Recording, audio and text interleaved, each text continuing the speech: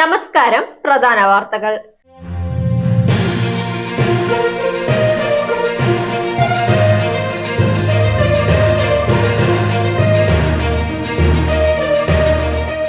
കനത്ത മഴയ്ക്ക് സാധ്യത. വയനാട്, കണ്ണൂർ ജില്ലകളിൽ red alert.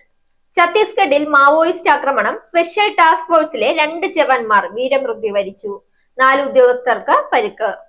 SAFF games medal ജേതാവ് ടിയാനയ്ക്ക് സ്പോർട്സ് ഓർഗനൈസറായി നിയമനം.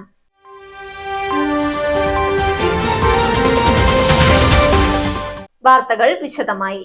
കേരളത്തിൽ അതിശക്തമായ മഴയ്ക്ക് സാധ്യതയുള്ളതിനാൽ കേന്ദ്ര കാലാവസ്ഥാ വകുപ്പ് വയനാട്, കണ്ണൂർ ജില്ലകളിൽ റെഡ്, ഓറഞ്ച് അലർട്ടുകൾ പ്രഖ്യാപിച്ചു. ഒറ്റപ്പെട്ട ഇടങ്ങളിൽ അതിശക്തമായ മഴയ്ക്കുള്ള സാധ്യതയാണ് പ്രവചിച്ചിരിക്കുന്നത്.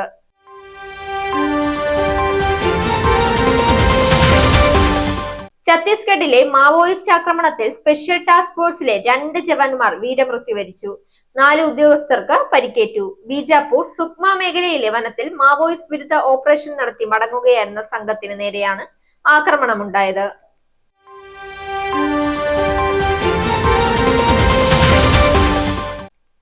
ഇനി കായിക വാർത്ത. സാഫ് ഗെയിംസ് മെഡൽ ജേതാവും ഏഷ്യൻ കോമൺവെൽത്ത് ഗെയിംസുകളിൽ രാജ്യത്തെ പ്രതിനിധീകരിക്കുകയും ചെയ്ത അത്ലറ്റ് ടിയാന മേരി തോമസിന് കായിക വകുപ്പിന് കീഴിലെ സ്പോർട്സ് കേരള ഫൗണ്ടേഷനിൽ ജൂനിയർ സ്പോർട്സ് ഓർഗനൈസറായി നിയമനം നൽകാൻ മന്ത്രിസഭ തീരുമാനിച്ചു. കായിക നേട്ടങ്ങൾ കണക്കിലെടുത്തുള്ള പ്രത്യേക പരിഗണനയിലാണ് തീരുമാനം. LD ക്ലർക്കിന്റെ ശമ്പള സ്കെയിലും അനുവദിക്കും. വാർത്തകൾ അവസാനിക്കുന്നു. Ultimate entertainment destination watch zag news.